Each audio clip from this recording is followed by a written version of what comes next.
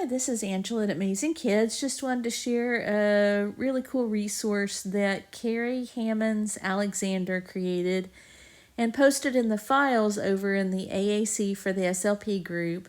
They're interactive tutorials for AAC apps. She posted on Tuesday, May 11th, 2021. And she has some for LAMP, TouchChat, and Proloquo. I'm sharing them because she indicated they are listed as public, so feel free to share them with anyone who could benefit. So I thought I'd help spread the word. And so let me tap on one. And it opens up like this. These are internet-based, so you'll have to have Wi-Fi or internet connection in order to use these. Touch menu. Select Vocabulary Builder. Choose Disable All to delete any words that were previously selected.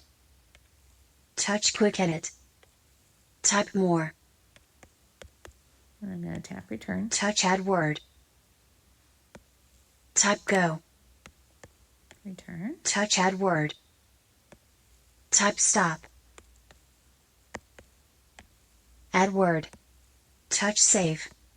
Touch Show Enabled to see what words are enabled.